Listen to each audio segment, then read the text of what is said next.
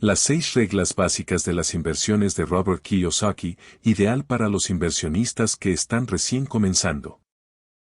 A continuación, te presento 6 reglas básicas para invertir que mi padre rico me enseñó, escribió Kiyosaki. 1. Siempre debes tener claro cuál es la clase de ingresos por la que trabajas. Existen 3 tipos de ingresos: ordinarios, de cartera y pasivos. El ingreso ordinario generalmente se deriva de un trabajo o de alguna forma de trabajo y es el que conlleva la carga impositiva más alta de los 3 tipos de ingresos, por lo que a partir de este es más difícil construir un patrimonio. Los ingresos de cartera generalmente se derivan de activos en papel como acciones, bonos y fondos mutuos.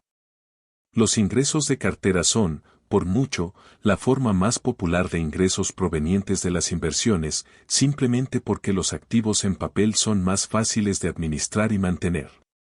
Los ingresos pasivos generalmente se obtienen de activos como bienes raíces, pero también pueden derivarse de regalías, de patentes o acuerdos de licencia e incluso del mercado de valores.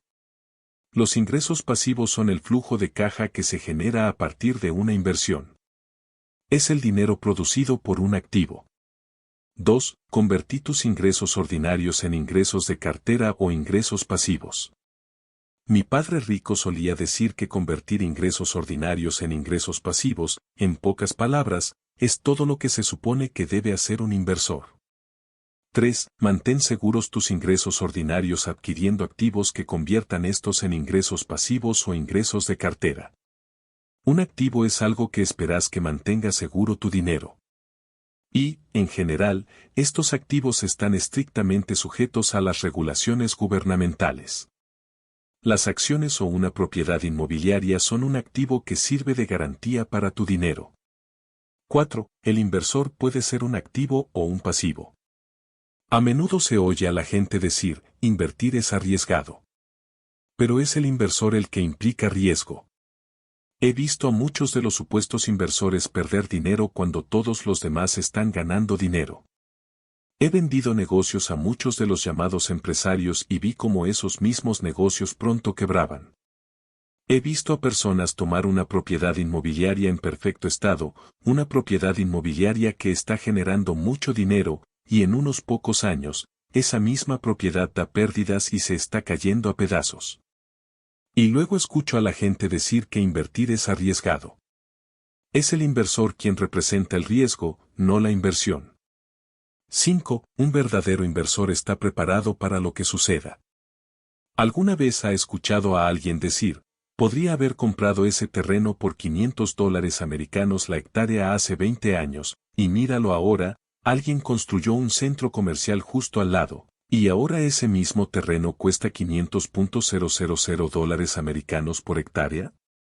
Cuando escuchas a alguien decir esto, estás escuchando a un inversor que no estaba preparado.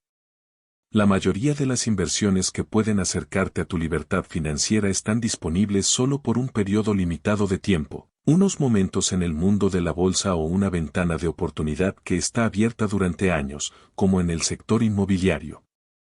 Pero independientemente de cuánto tiempo esté abierta la ventana de oportunidad, si no estás preparado con educación y experiencia o dinero extra, no podrás aprovechar esa oportunidad. 6. Si estás preparado, el dinero te encontrará o tú lo encontrarás a él.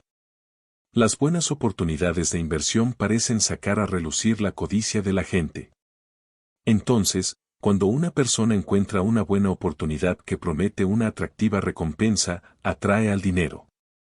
Si se trata de una promesa poco atractiva, será muy difícil dar con el dinero necesario para poner la inversión en marcha.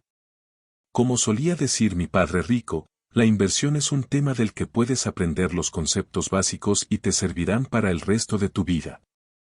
Lo que quiso decir es que suena complejo al principio y luego se vuelve simple. Cuanto más simple puedas hacer este tema o cuantos más principios aprendas, más probabilidades tendrás de alcanzar libertad financiera mientras reduces el riesgo. Pero el desafío para la mayoría de la gente es invertir el tiempo.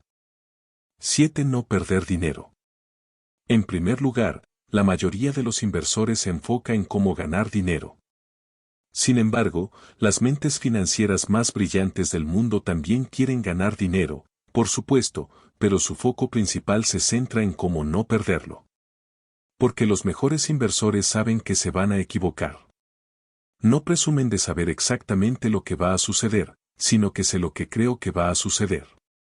Sé con seguridad que me equivocaré en algún punto, así que necesito protegerme mediante la diversificación. Incluso si me equivoco, me irá bien. 8. Asumir poco riesgo. Después, hay que considerar que todos ellos están obsesionados con la ratio riesgo/recompensa asimétrico. La mayoría de la gente piensa que estos multimillonarios toman riesgos gigantes, pero si estudias con detenimiento cómo invierten, no es así como funcionan. En general, asumen el menor riesgo posible para obtener la mayor recompensa posible. Por ejemplo, el millonario Paul Tudor Jones arriesga $1 para conseguir 5. Sabe que no va a acertar cada vez, pero si arriesga $1, estará bien.